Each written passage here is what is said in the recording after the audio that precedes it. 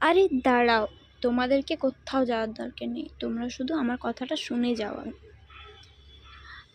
আজ সকালে উঠে আমি মাকে জিজ্ঞেস করলাম, মা আমি যে তোমার পরিবর্তে তোমার মেয়ের সাথে তোমার কেমন লাগছে?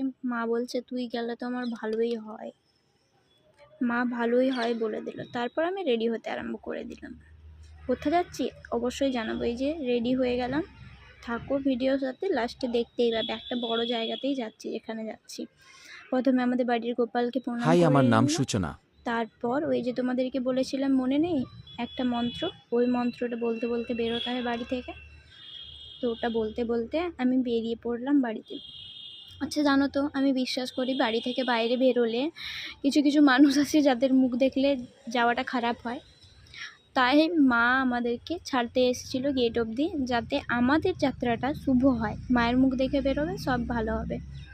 তাই বিশ্বাস করো, এই প্রজাতন্ত্র দিবসের দিনে আমরা গেছি যে একটা কিচ্ছু খারাপ হয়নি। বাস ধরে তারপর সোজা চলে গেলাম ওই যে সুভাষ বলছে ওইদিকে, কিন্তু আমরা তো জেনজি, আমরা তো সুভাষের অপোজিটেই যাব। তারপর আমরা আস্তে আস্তে চলে গেলাম আমাদের ডেস্টিনেশনের উদ্দেশ্যে।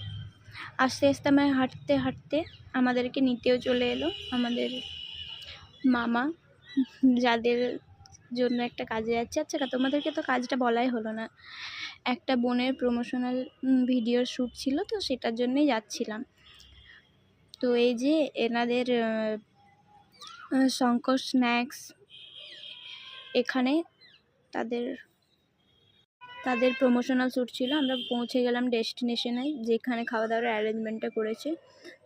এই যে ভেন্যুটা দেখছো, এটা একটা প্রচণ্ড বড় ভেন্যু। আর এখানে একটা স্যাম স্টিলের তরফ থেকে হচ্ছে একটা ফ্যামিলি ফেস্টের আয়োজন হয়েছিল, যেখানে এনাদের ক্যাটারিং সার্ভিস প্রোভাইড করতে বলা হয়েছিল। তো এনারা এই যে এটা ডাইনিং হলটা, এই ডাইনিং হলে ক্যাটারিং সার্ভিস প্রোভাইড করবে, এবং তার সাথে সাথে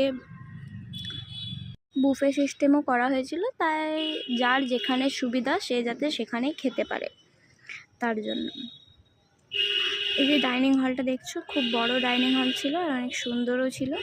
এখানে আমরা এসে পরে ওই যে আয়না ফ্লেক্স করছিলাম দুজনে, আর দুজনে বলছিলাম আমি আমি আমি যাই হোক। তারপরে দেখায়, এই দেখো কি সুন্দরভাবে আলু কাটছে, পেঁয়াজ কাটছে, মানে ওদের খাবারের আয়োজন করছে। আমি তো একদম কিচেনে যেয়ে ওদের সব কিছু শ্যুট করে পরে এনেছি, যে যাতে আমি এখানে দেখাতে পারি তোমাদেরকে।